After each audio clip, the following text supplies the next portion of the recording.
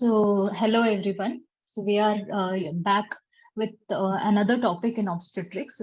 So, a main topic again for the competitive exams, always this topic and the previous topic which I had done, that is physiological changes in pregnancy. So, these two topics always there is one question asked from both these topics. So, this topic again is diagnosis of pregnancy. So diagnosis of pregnancy, one question or one or two questions is asked in almost every paper, where be it Aiapget or UPSC or whatever competitive exam that comes. So it contains a lot of signs. So you can see as in the picture.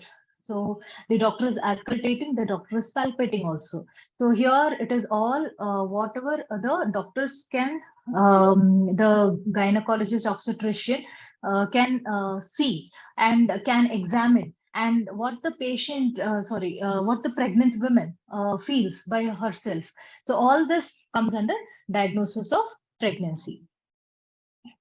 So before moving on to the actual topic, we must understand the trimesters of pregnancy, because diagnosis of pregnancy is divided into, or the signs or whatever diagnosis is done, it is based on the trimesters. So here, the first trimester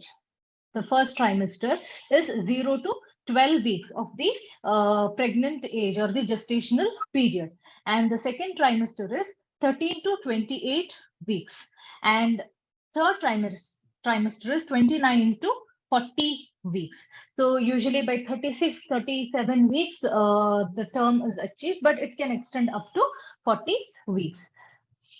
Now, coming to first trimester. So what are the diagnostic signs or what are the diagnostic symptoms in the first trimester, the first 12 weeks, which is very crucial for because if this first trimester is taken care of, the complications, everything will not be seen in the second and third trimester. So, and the patient, because especially in a primary gravida, the most of the changes is felt by the women in the first trimester.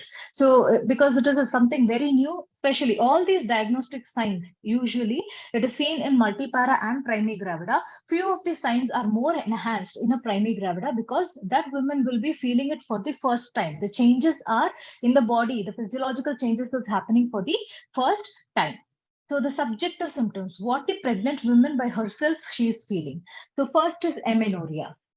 She would know that there is no menses. So that is when they get this doubt whether we are pregnant or not. And after that, in the end, we will be discussing about the summary, and where the whole diagnosis of pregnancy is divided into 3 signs. So amenorrhea, whenever this topic is done, so you should know whether this is a essential sign in a pregnancy or not. So amenorrhea is for sure is an essential sign. Okay. And then something called placental sign, so which is marked in this color. Just make a note of it, because this is an important exam point of view question. Okay, so placental sign is something which is related to spotting of blood. So when amenorrhea is there, there is complete cessation of menses. So placental sign, in the first few weeks, there is a little spotting of the blood, and that is called placental sign. And then morning sickness, nausea, and vomiting. So this is seen in almost 70% of females, pregnant women, and it is more during the first pregnancy. And the reason behind this is the HCG. And when this becomes abnormal, the nausea, vomiting becoming abnormal, it is called as hyperemesis gravidarum. Hyperemesis gravidarum. Next, frequency of micturition. So, for the first time in a primary gravida, the uterus is starting growing bigger. So, it is causing pressure on the bladder. So it is the frequency of micturition. So when the pressure is there on the bladder, the micturition is increasing in frequency. The woman wants to go for urination every time. But you have to see, this point is very important, because by 12 weeks, this frequency of micturition comes to normal, because by 12 weeks, the uterus becomes erect in position. So the pressure on the urinary bladder is relieved.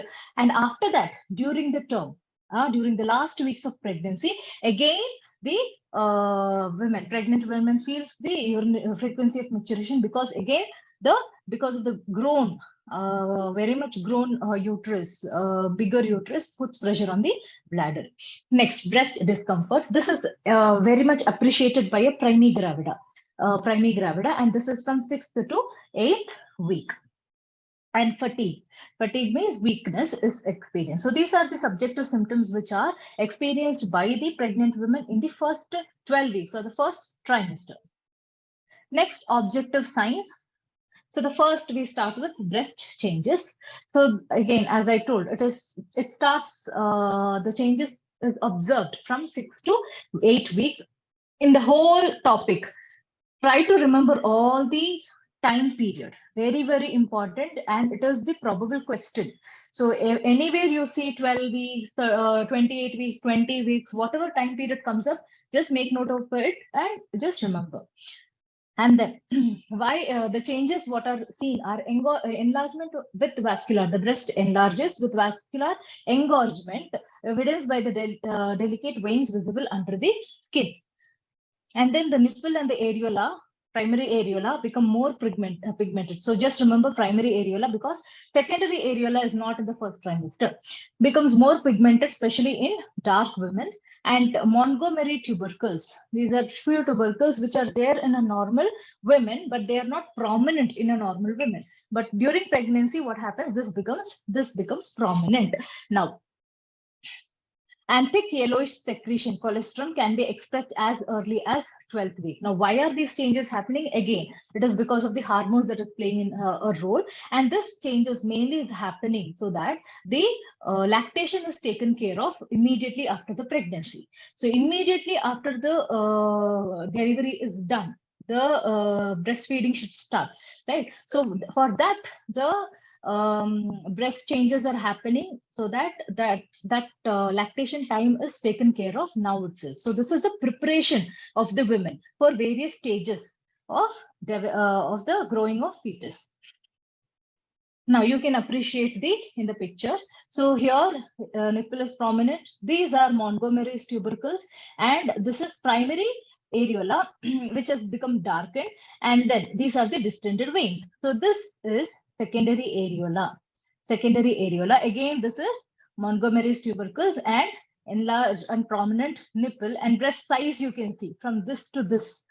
Overall, the sizes increase, and this is because of the accumulation of fat, and there is distended vein. Now, this changes where we observe, we will see in the further. So this is first trimester, and this is appreciated between 6 to 8 weeks.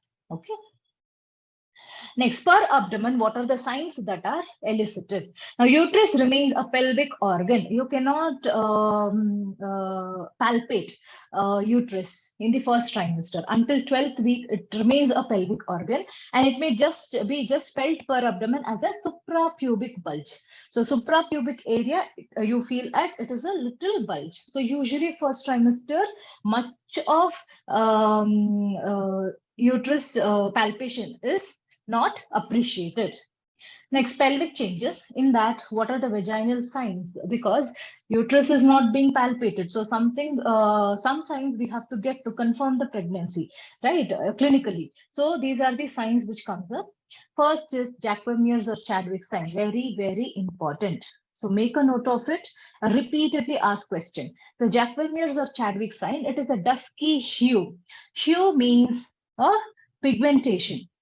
Okay, pigmentation, or it is a shade. Okay, the word meaning of hue means shade. So it is a dusky hue of the vestibule and anterior vaginal wall visible at the 8th week. This is very important. When is Jacquemin's sign positive? It is the 8th week of pregnancy, and this discoloration is due to local vascular congestion. So if you see the blood changes, vascular changes in physiological changes of pregnancy, you will understand this better, why this is happening. So for now, if you want to diagnose a pregnancy, and if you wanted to diagnose the first trimester of pregnancy in vagina, this should be there. This should be positive. Okay, and this is due to vascular congestion and bluish or dusky hue.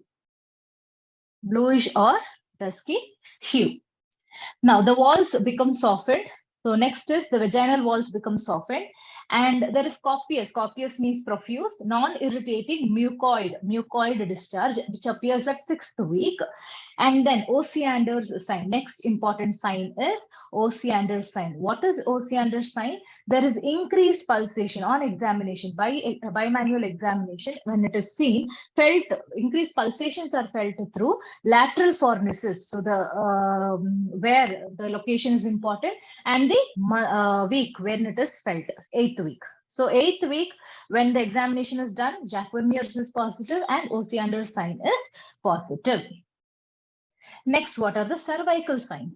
So next very, very important is Goodell's sign. So Goodell's sign means when cervix is felt on examination, it is soft. It is very, very soft. Okay, as early as 6th week, and these are all appreciated or felt by in a primary gravida. It is appreciated early. In multipara it is appreciated early, and the pregnant cervix feels like lips of the mouth. So usually when cervix is examined in a normal non-pregnant women, it is like tip of the nose. The feeling or the consistency of the cervix, how it feels to the bimanual examination, it is tip of the nose. Whereas when pregnancy, when the woman is pregnant, it feels like lips of mouth. That means it becomes very soft. So you can appreciate the thickness of whatever lips and tip of the nose. So that is how the differentiation is done by bimanual examination.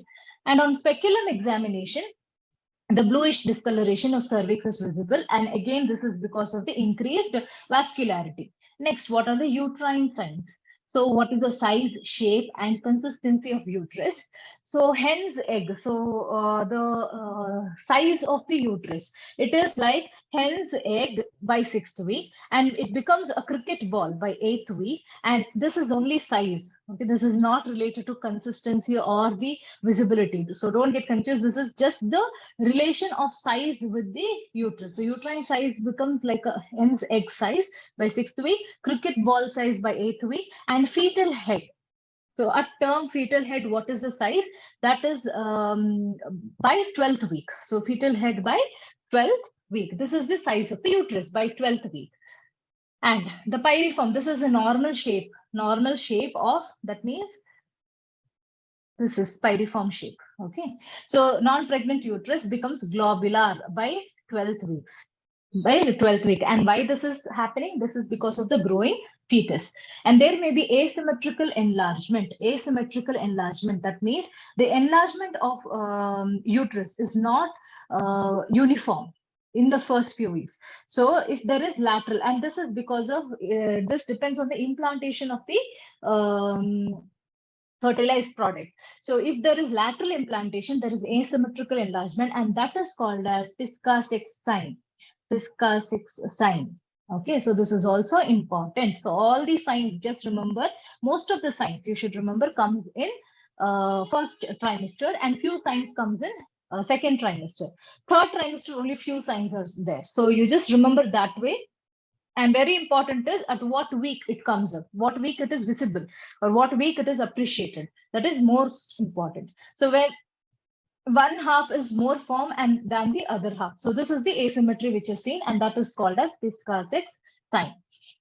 Next, here you can appreciate the shape of the uterus, which is changing throughout the pregnancy. Now, early months, so till 12 weeks, it is pyriform in shape because there is not much growth of the fetus. And after 12 weeks, once 12 weeks is over, it attains the shape of globular shape. Here you can appreciate. And after that, it becomes ovoid in shape. Okay, ovoid in shape. And then this becomes in spherical. Here you can see spherical in shape after 36 weeks. Okay, so 12 weeks to 28 weeks, it is globular in shape. And after 28 weeks, it is ovoid in shape. And from 28 to 36, it is spherical in shape. And after 36, it is from 28 to 36, it is ovoid in shape. And after 36 weeks, it is spherical in shape. Okay, so this you should understand, because this can be a question. Oval shape of uterus is seen in which trimester of pregnancy? So you should understand the options you have to see. Rule out if there are any other trimester options. Obviously, it will be there. So you rule out and pick an option which is between 28 to 36. So this is how questions are framed. Okay. Next, here you can see there is something happening. So here, this is actually internal examination, and this is actually external examination. And this is the body of the uterus and remaining part of the uterus. And here you can see there is a opposition that is happening, which is not felt, don't think that there is direct feeling of both the hands, no, because there is external. So from internal, the external fingers are felt, and there is opposition, and this is called as Hagar's sign. Okay, Hagar's sign, it is felt in 6 to 10 weeks. So always remember the time period. And on bimanual examination, the explanation of what is Hagar's sign, because explanation can also come. Where it can come as a reason assertion and statement question. Okay, reason assertion may be, reason is Hagar's sign is felt at 6 to 10 weeks, and then assertion can be the explanation of this, and this assertion can be true or false. So always these signs you can, all types of questions it can come as. Fill in the blanks, that means direct question, and then match the following question, 4 signs and what they mean in the other side, and again a statement 1 and 2 questions, and reason and assertion questions. So all these types of questions can be seen. And one more thing that can be asked is, all the signs are seen in first trimester of pregnancy except. So this kind of question also can come.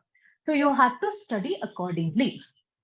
So bimanual examination, 2 fingers in the anterior fornix and the abdominal fingers behind the uterus, it is felt, so it is done. And the abdominal and vaginal fingers seem to oppose below the body of the uterus. And this is why it is happening, because the fetus is not grown to that extent so that it is not reached here. Okay, so the implantation has happened here. So the fetus is growing slowly. So the first trimester, this sign is appreciated. Next is Palmer's sign. So here you can see the word contraction.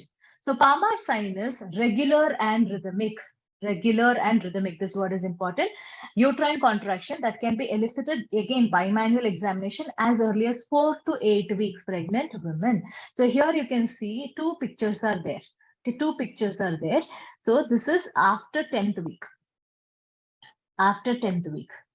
So till 10th week, there is contraction, relaxation, contraction, relaxation. Okay, so this is relaxation, contraction. But after 10th week, what happens? There is contraction and there is a longer period of relaxation.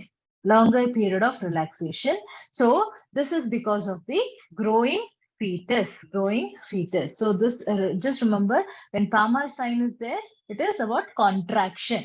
Okay, don't get confused between pulsation and contraction. Okay, pulsation is Osiander's sign, whereas contraction is Palmer's sign, and pulsation is a vaginal sign, and Palmer's sign is a uterine sign. Okay, so just remember. Next, immunological test for diagnosis of pregnancy. See, so we all know the famous or commonly done thing. If pregnancy is to be detected by a woman who doubts that maybe she is pregnant or not, the common thing that is done initially is the pregnancy kits, right? So that all those comes under this immunological test for diagnosis of pregnancy. So detection of antigen HCG present in the maternal urine or serum with antibody either polyclonal or monoclonal. So this polyclonal or monoclonal depends on the test kits available. So if they have done a kit which is polyclonal to detect polyclonal, or if they have done a kit with monoclonal, that differs. So basically here it is to detect the antigen for HCG. And tests used are immunoassays without radioisotopes and with radioisotopes. So here it is not much of frequently asked question, but you should know, just know. Agglutination, what are the tests that is used? Agglutination inhibition test using latex, direct agglutination test, and enzyme-linked immunosorbent assay, ELISA. So which is the most sensitive and most specific immunological test for detecting pregnancy? It is ELISA, okay, enzyme-linked immunosorbent assay. So this can be a question, so just remember. Next, fluoroimmunoassay. And then immunoassays with radioisotopes. There are only two, radioimmunoassay and immunoradiometric assay. So diagnosis of pregnancy by detecting HCG in maternal serum or urine, so blood or urine, can be made by 10 to 11 days after conception. So once 10 to 11 days after conception, it is detected. But because of the HCG levels, this is happening. But this test is not reliable after 12 weeks.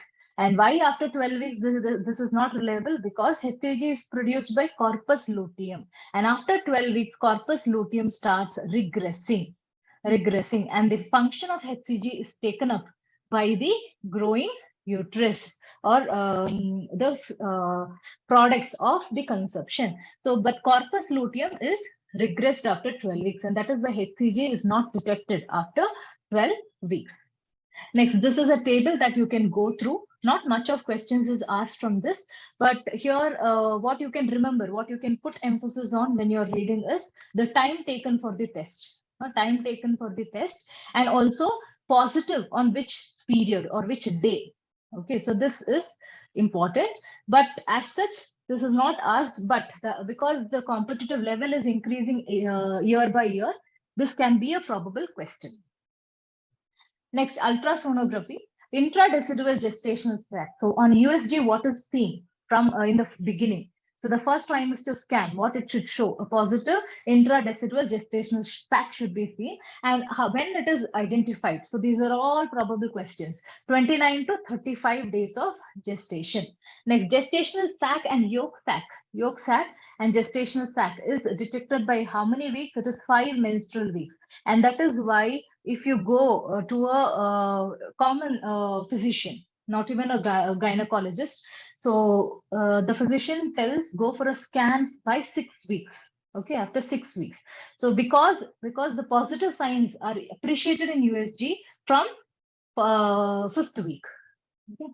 And fetal pole and cardiac activity, very important, very important, frequently asked. When it is detected in the USG, it is 6 weeks. By 6 weeks, fetal pole and cardiac activity is detected. If there is no cardiac activity and fetal pole, then it is a case for induced abortion, because that pregnancy, they will wait and see, and if there is no further improvement in the fetal pole and cardiac activity, then the pregnancy is not continued. So a frequently asked question is this. And embryonic movements is appreciated by 7 weeks. Fetal gestational age, the age of the fetus, is determined by using crown rump length. Okay, crown rump length. So crown rump length means from head to the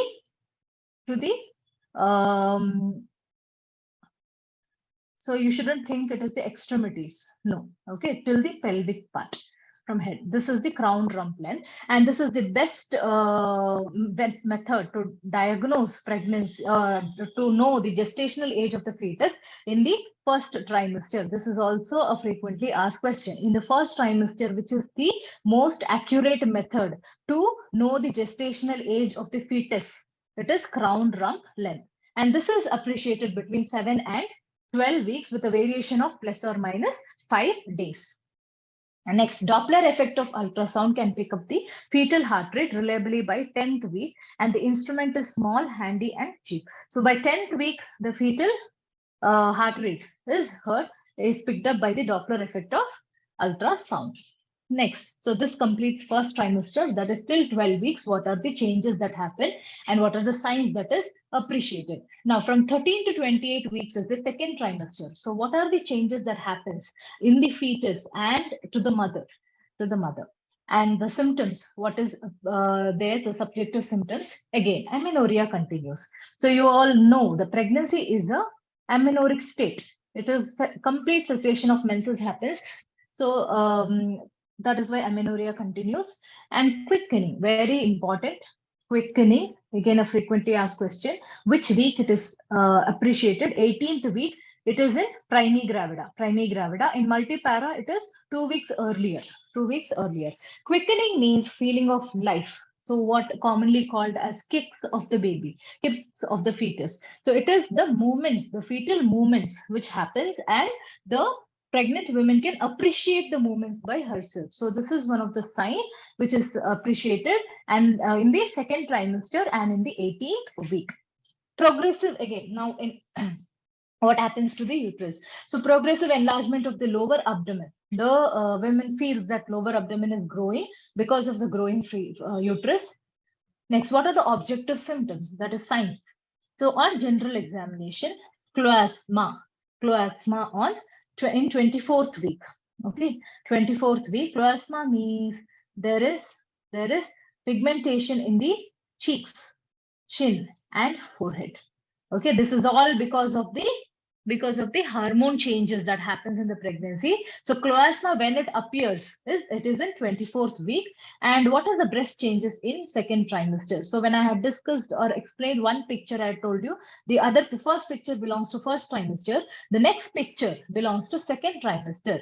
And here you would have appreciated the growth of the breast size. So breasts are more enlarged with prominent veins under the skin and secondary areola. So always remember, this is a confusing part because first trimester is primary areola. So you would have read just in quickly, you would have read areola becomes pigmented or dark by in the first pregnancy, first trimester. So you wouldn't have given much emphasis on which areola, primary or secondary. So always remember primary areola is in first trimester and secondary areola is in second trimester, and that is by 20th week. 20th week.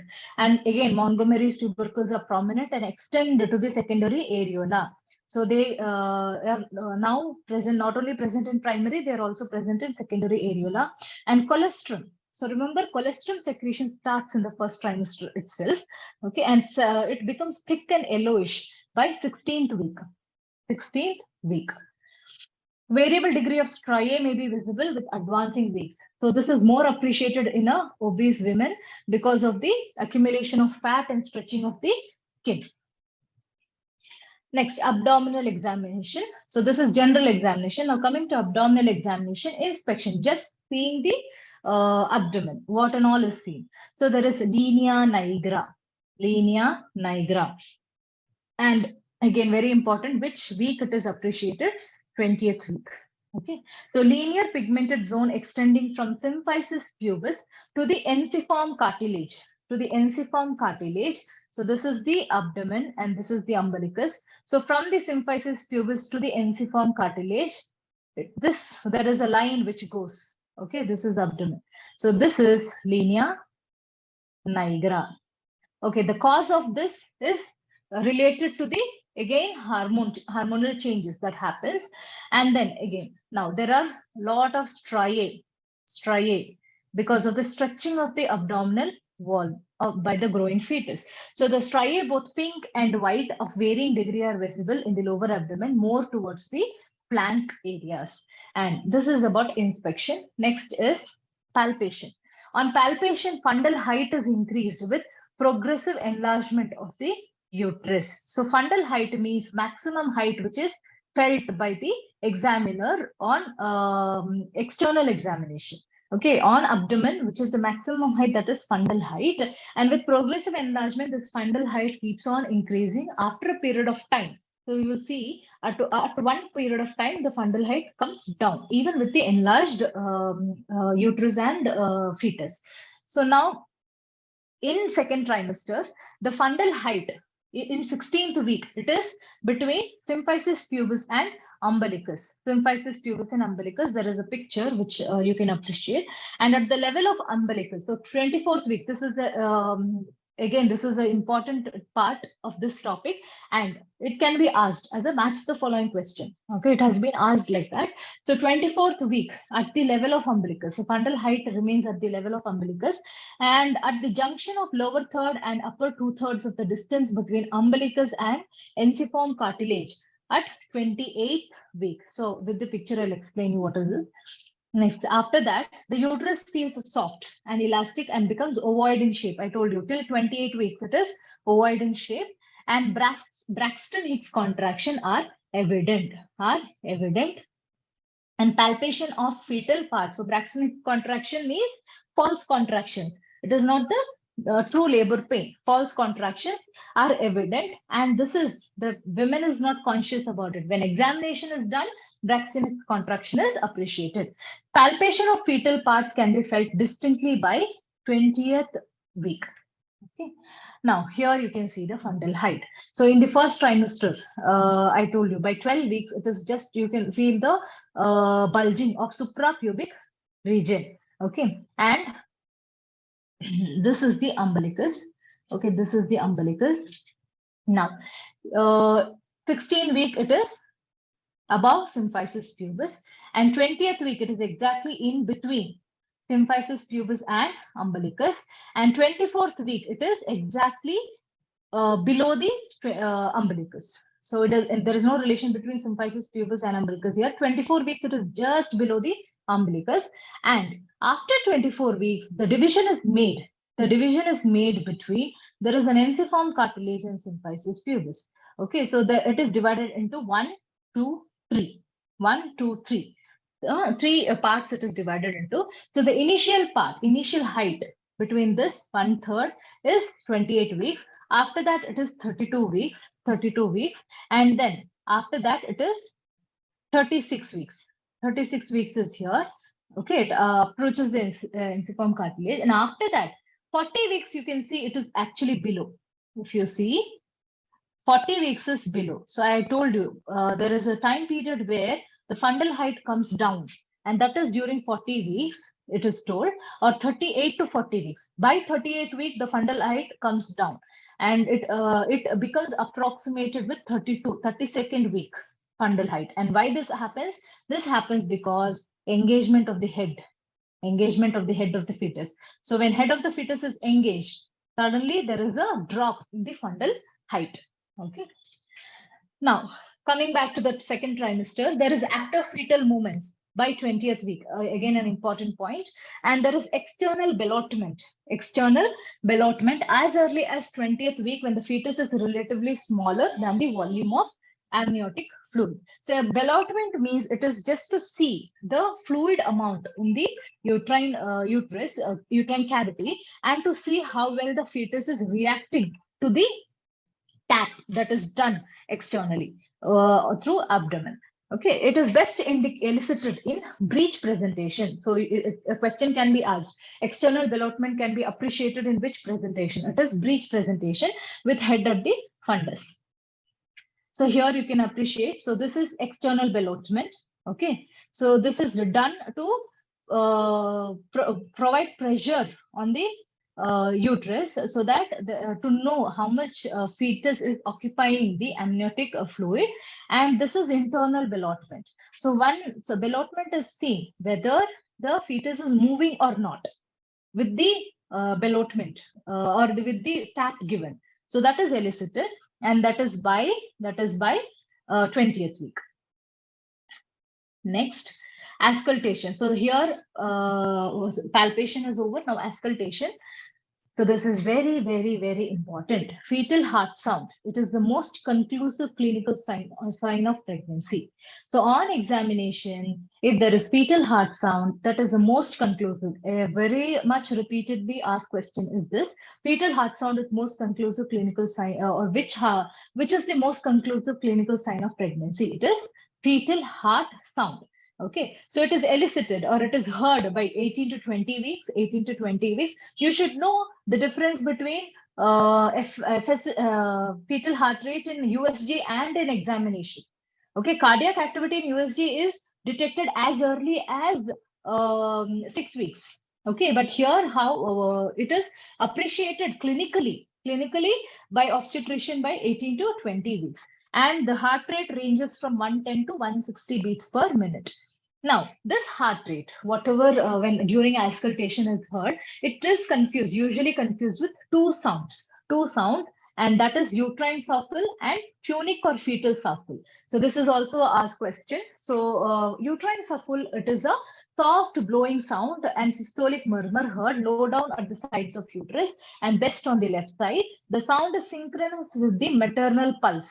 So that is how to differentiate fetal heart sound and uterine shuffle. So this will be synchronized with maternal pulse. And again, why this is happening? It is because of the increased blood flow. We all know because vascular system is highly working during the pregnancy stage to provide both to mother and fetus and through the dilated uterine vessels. So it can be heard, and otherwise in without pregnancy, where it is appreciated, it is in big uterine fibroid. Next, phonic or fetal shuffle. What is this? This is because of the rush of blood in umbilical arteries. Umbilical arteries, and it is a soft blowing murmur synchronous with fetal heart sound. So this is how it is differentiated between uterine shuffle and fetal shuffle, and then fetal heart sound. So these are the three sounds that can be heard on auscultation, and you have to be, or we have to be very sure of fetal heart sound and not get confused with uterine shuffle and fetal shuffle. Next, vaginal examination. Again, bluish discoloration of vulva, vagina, cervix is much more evident because more vascularity now because of the growing fetus, and so also softening of cervix. This continues, and there is internal ballotment on vaginal examination.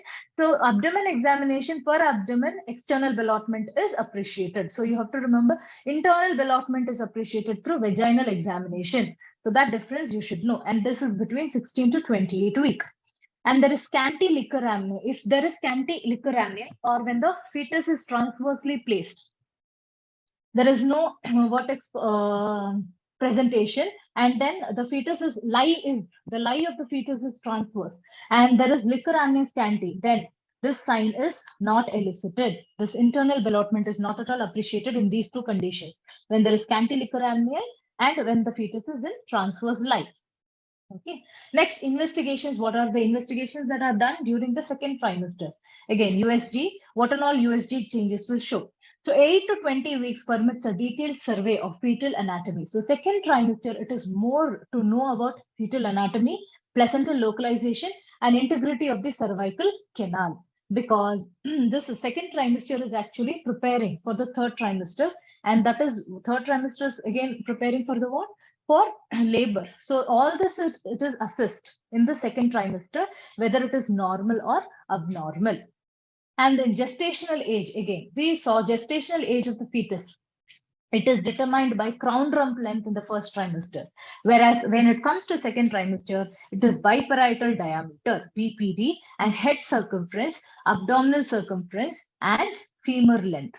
Femur length. So these are the criteria to determine the gestational age, and it is most accurately done. So this is question: when is the BPD, abdominal circumference, head circumference, femoral length most accurate? Most accurate value you will get it during the 12 and 20 weeks in the second trimester. Next, fetal organ anatomy is surveyed to detect any malformation, and then fetal viability is determined by real-time ultrasound and absence of fetal cardiac motion. So that is why, which is the most conclusive sign, fetal heart sound, right? So cardiac activity is the main thing. So if there is no cardiac activity, it confirms that fetus is dead. Okay, so when intrauterine fetal death or intrauterine death is studied, so there are many signs that can be seen when there is IUD, but which is the confirmatory? It is absence of fetal cardiac motion. Now this completes second trimester. Coming to last trimester, and last trimester is 29 to 40 weeks. So what are the symptoms of last trimester? The last trimester is very much discomfortable for a pregnant woman because the growing fetus and the maternal changes are maximum in mother during the last trimester. So that is the most discomfort felt by a women, unless it is not pathological in the first trimester or second trimester. It is physiologically the most discomfort is felt by the pregnant women in the last trimester. So amenorrhea again, it persists, and there is palpitation, and dyspnea following exertion, and this is because of the growing fetus, which is putting pressure, which is putting pressure on the vital organs.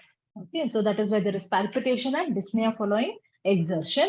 and lightening. So quickening and lightening, don't get confused. Okay, don't get confused. Quickening is the women feeling the movements, fetal movements. And lightening is, as I told you when I was telling fundal height, there is a time period where the fundal height comes down, and that is 38th week. 38th week, especially in a primigravida, this is much appreciated, and that is called lightening. So when engagement of the head occurs, there is a relief that pregnant women feels after about 38th week, because the fundal height comes down, the pressure is relieved. The pressure on the vital organs is relieved by 38th week, and that is called lightening. Now, frequency of micturition reappears. So in the first slide, when I discussed about the symptoms in first trimester, so till 8 weeks, frequency of micturition, 8 to 10 weeks frequency of micturition is there. So after that, it starts reducing, and because the uterus starts growing and it becomes erectile position, and it starts reappearing in the last trimester. And it starts reappearing in the last trimester again because of the pressure put by the grown fetus and the enlarged uterus. Now, fetal movements here are more pronounced in the last trimester. Next, signs. Cutaneous changes, that means skin changes, are more prominent with increased pigmentation. So what and all striae, which was discussed in the last trimester, second trimester, that it is pinkish, that it is whitish. Now it has become more pigmented, more dark. These striae becomes more pigmented, and Ilenia nigra also, it becomes very dark. And then uterine shape is changed from cylindrical to spherical. I told you after 36 weeks, the change is that it becomes ovoid. From ovoid, it becomes spherical, like a one. Okay. Next, fundal height. Fundal height corresponds to the junction of upper and middle third at 32 weeks, and up to level of ensiform cartilage by 36th week, and above that it comes down to 32 week level at 40th week because of engagement of the presenting part. And again, Braxton Hicks contraction is there, and this contraction in the last trimester is which we will go into it joins the true labor and it becomes the true contractions.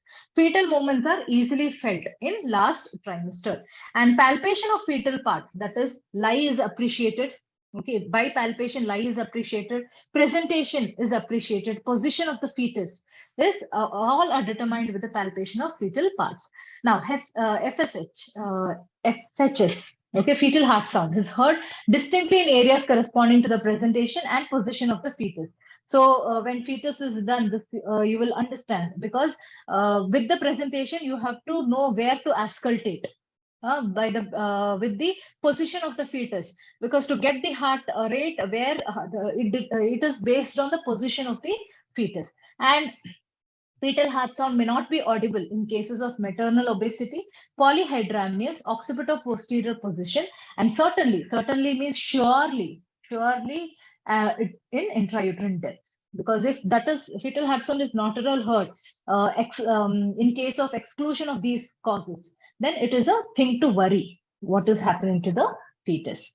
Next, sonography, gestational age estimation by BPD. Head circumference, abdomen circumference, femoral length is less accurate now because it is more accurate between 12 to 20 weeks. So now it is less accurate. And fetal abdomen circumference at the level of umbilical vein is used to assess gestational age in last trimester, and fetal growth profile, IUGR or macrosomia. And fetal weight estimation can be done using tables. So that will be done again further, I'll tell you. Amniotic fluid volume assessment is very important to detect polyhydramnios or oligohydramnios. So amniotic fluid index, there is something called amniotic fluid index. If it is less than 5, it is oligohydramnios. And if it is above 25, it is polyhydramnios. And placental anatomy is very important. The location of placenta, how it is positioned, the placenta, all that is important to rule out whether placenta previa is occurring, abruptio placenta is occurring. So all these conditions should be ruled out. So location of the placenta, that is fundus or previa, thickness of the placenta, that is placentomegaly where in cases of diabetes, and other abnormalities are noted in the last trimester. Now this completes the diagnosis part in the pre-trimester. Next is, here you can see there are many women who have this, who are sitting like pregnant women. So differential diagnosis of pregnancy. What are the other conditions which mimics like pregnancy? So first is pseudocyesis. Again, a frequently asked question. This part, you have to be thorough with this. Pseudocyesis, the synonyms. Always remember the synonyms, because the synonyms is which they will ask. And if you don't know the synonyms, you will think it has something else and you'll try to answer a wrong answer. Okay, so phantom pregnancy. Phantom pregnancy, again, it is a pseudocyesis. Spurious pregnancy, it is a pseudocyesis. And false pregnancy is pseudocyesis. Pseudo means false. Okay, cyesis means pregnancy. And what is it? It is a psychological disorder, that it is a psychological condition that the woman is pregnant. She feels that she is pregnant, and it is a false belief, but a firm belief. Firm belief. She strongly believes that she is pregnant. And because of the strong belief, what happens? The pregnancy signs, few signs are seen in a pseudocyesis case. The woman often is an infertile. So the history, when survey is done, it is seen that most of the women who undergo this condition called pseudocyesis, they are infertile and who have an intense desire to have a baby. So they start thinking that they are pregnant, and there is cessation of menses. So this is one sign. I told you, few signs becomes positive in pseudocyesis, and that is why it is little confusing. And to discard that belief, it is little difficult for the women because of these signs which are positive. So there is absence of menses and gradual enlargement of abdomen because of deposition of fat, but the women thinks that it is because of the growing fetus. And there is secretions from the breast which happens, and in intestinal movements is thought to be quickening. It is imagining it to be fetal movement, and the women who is not pregnant but she feels that she's pregnant will experience this quickening. So obstetric examination reveals absence of positive signs of pregnancy. So when the obstetrician examines, there are no positive signs or absolute signs. So we will see what are the absolute signs of pregnancy. That is not there. And the main criteria by which this is ruled out is by ultrasound or immunological test for pregnancy may be required to negate the diagnosis. So mainly because one important thing that will differentiate false and true pregnancies, HCG levels. So HCG levels are seen, how it is getting high, and that is HCG level detection is completely negative in, it is completely negative in pseudocyesis. Okay, so remember, mainly remember the other names. Next, cystic ovarian tumor. This mimics as a pregnancy. So because of the tumor means swelling, right? Swelling is slow growing, usually takes months to grow. And amenorrhea is usually absent. So how do you differentiate it? There is normal menses and it feels cystic or tense cystic. Absence of Braxton Hicks contraction. So these are the differentiating points. How to differentiate between true pregnancy and this? And absence of positive signs, positive or absolute signs of pregnancy, and ultrasonography, USG shows absence of fetus. So this is the cystic ovarian tumor. Next is uterine fibroid. Uterine fibroid. So the fibroid can grow as much as a term fetus. Okay, term fetus. So that is why the lady might think that she is pregnant. The tumor is slow growing, often takes years, but amenorrhea is absent. So fibroid is a condition where mostly the symptom, it is polymenorrhea. Okay, so the feel is firm, more towards hard, and maybe cystic degeneration of fibroid. Positive signs of pregnancy or absolute signs of pregnancy are absent. Ultrasonography or immunological test for pregnancy gives negative result. So these are the two things that actually you have to do to rule out the pregnancy. Next, encysted peritonitis. Encysted peritonitis, history of Cox infection, and amenorrhea of longer duration may be present in this condition, because tuberculosis, if you study that condition in gynecology, you will understand. And then swelling is ill-defined. Absence of positive signs of pregnancy. Internal examination reveals normal uterus separated from the swelling, and ultrasonography, there is absence of fetus. Okay, so this is incystic peritonitis. So these are the four conditions which are for differential diagnosis of pregnancy. Next, you can see here probable, presumptive, and positive. So you saw in all these differential diagnosis positive, positive, positive. So we will see what are the positive signs. So summary of diagnosis of pregnancy.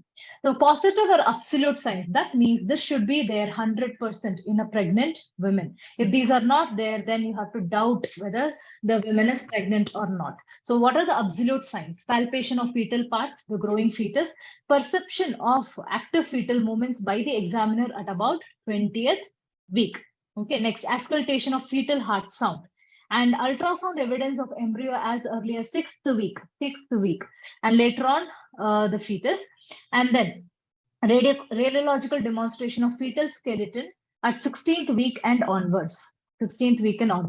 These are the four signs which are absolute signs of pregnancy. And what you should do, because the question can be formed as which of one of the above is not an absolute sign of pregnancy. So you have to know for sure all the absolute or positive, presumptive, and probable sign. All the three, what and all comes under, you have to know thoroughly, because one question you can miss by this way if you don't know any of the one topic like presumptive signs. Now presumptive signs means, now presuming, right? Presuming meaning is you're thinking that it might be pregnancy. So these are the early signs which are seen, presumptive signs.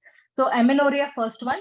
Next, frequency of micturition first, and next, and morning sickness, that is nausea and vomiting, and fatigue, weakness, breast changes which are appreciated in first trimester, skin, cutaneous changes, and quickening which is felt. So these are all presumptive signs, or mostly you can tell it is subjective, more subjective signs.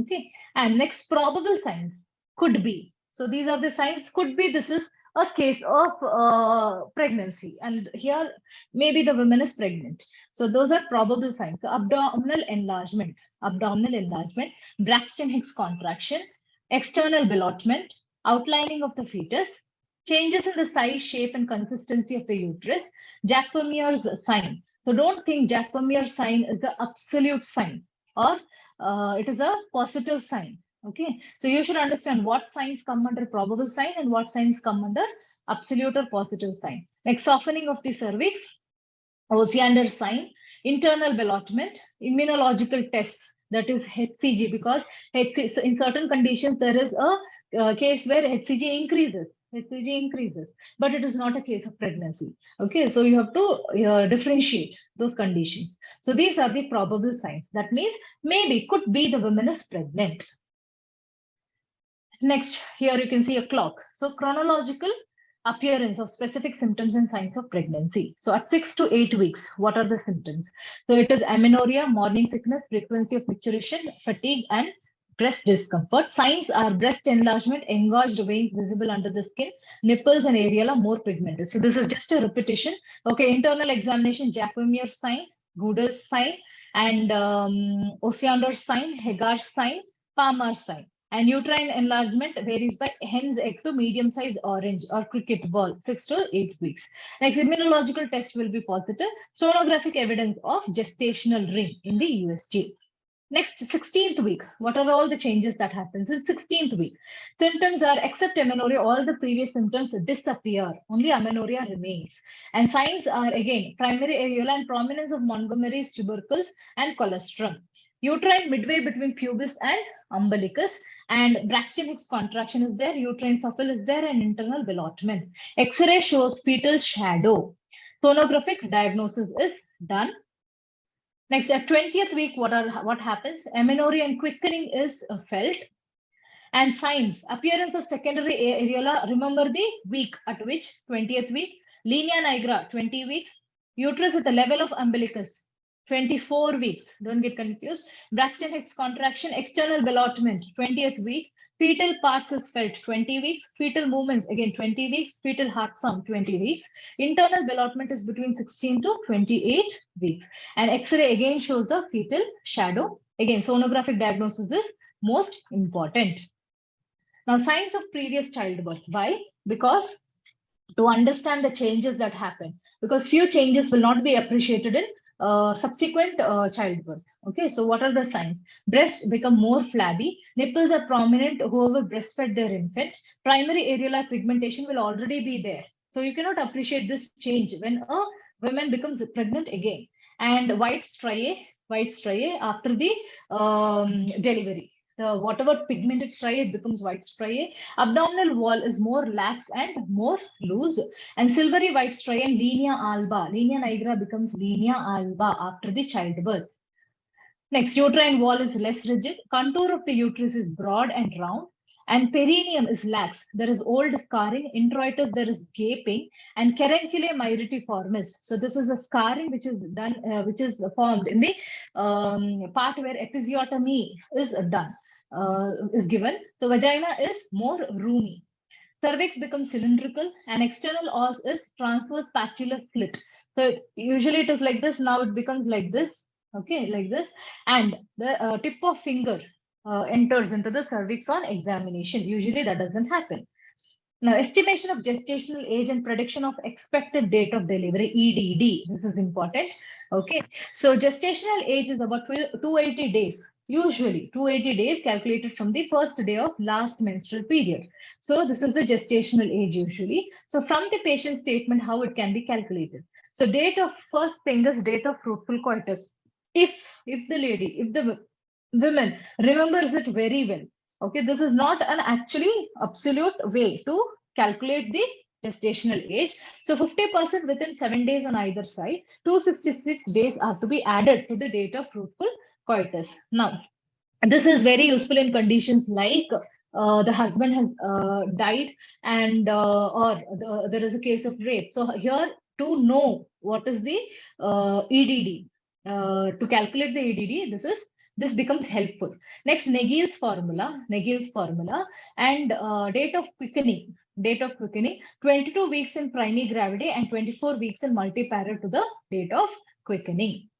Next, previous records. Previous records means now a pregnant woman has shown to some other doctor till a particular week, and after that second trimester maybe she's consulting a new doctor. So their previous records becomes important. Clinical size of the uterus prior to 12 weeks more precisely corresponds with the period of amenorrhea. Palpation of fetal parts at the earliest by 20th week should be positive. Auscultation of FSR at the earliest of 18 to 20 weeks with ordinary stethoscope, and that using Doppler is by 10th week. Investigation records during first half of pregnancy are invaluable. First half. So recording of positive pregnancy test using immunological principle at first missed period by earliest. And ultrasonograph findings at the earliest are again gestational sac at 5 weeks. Measurement of crown rump length in the first trimester is important at 7 weeks and approximate 10 mm, and 10 weeks it becomes 34 mm, and crown rump length in centimeter plus 6.5 is equal to weeks of pregnancy. This is the formula. Okay. Next, objective signs: height of the uterus above the symphysis pubis in relation to the landmark on the abdominal wall or symphysis fundal height. Okay. So lightening. Following the appearance of features suggestive of lightening, the labor is likely to commence within 3 weeks. So after engagement, you should understand that within 3 weeks, there can be labor. Size of fetus, change in uterine shape, volume of liquor amnion, hardening of the skull and girth of the abdomen are of value in assessing the maturity of the fetus, especially if the examinations are done by the same person at intervals. So gestational, this is to know gestational age of the fetus. Vaginal examination, if the cervix becomes shorter and dilated, the labor is fairly not far off, but labor may be and EDD, to calculate EDD. So the labor may start even with long and closed cervix. Next, investigations. Sonography first trimester, crown rump length is the most accurate. So I told you, which is the most, this is a frequently asked question, which is the most accurate test in USG, that is finding, that is in USG during first trimester, it is crown rump length. And second trimester, which is the most accurate, it is BPD, HC, AC, and FL, and most accurate when done between 12 to 20 weeks. Third trimester, it is less reliable. All these values are less reliable. And X-ray, if it is done, appearance and density of ossification centers in the upper end of the tibia and lower end of femur, it is appreciated. So tibia, it is appreciated 38 to 40. Femur, it is appreciated 36 to 37 weeks. Next, estimation of fetal weight. There are one of the method is fetal growth velocity. One method. So it is maximum over the 30 to 36 weeks of pregnancy. It declines gradually to 24 grams per day over 36 to 40 weeks of gestation. Next is Johnson's formula. So this is not much asked, but it can be asked that what are the methods used to estimate fetal weight, or which one of the following is not a method used in estimation of fetal weight. So something very vague will be given. So you have to rule out that. So Johnson's formula, height of the uterus above the symphysis uses in centimeters minus 12. If the vertex is at or above the level of ischial spines, or minus 11. And if the vertex is below the level of spine, it is multiplied by 155. In either case, gives the weight of fetus in grams. So if Johnson's formula is used, weight is given in grams. Next, sonography is one more thing where fetal weight is assessed by BPD, HC, AC, and femoral length. And there in sonography, so it is a software thing that is done. So two formulas are used by these software, computer softwares. It is Shepard's formula and Hadlock's formula. So Shepard formula is this, and Hadlock's formula is this. Just remember the names of the formula, like Shepard's formula or Hadlock's formula. Okay, for the estimation of fetal weight. So this part, it is just I've done just to remember the terms. So Jacomere sign or Chadwick's sign, you have to remember the word bluish hue or dusky hue. Okay, so this is just to remember what sign, what is the difference. And Osiander's sign, you have to remember the word pulsation. And Goodell's sign, it is softening of cervix, so soft. And Piscas's sign, it is asymmetrical enlargement of the uterus. So asymmetrical word is important. Hagar's sign, it is opposition. Okay.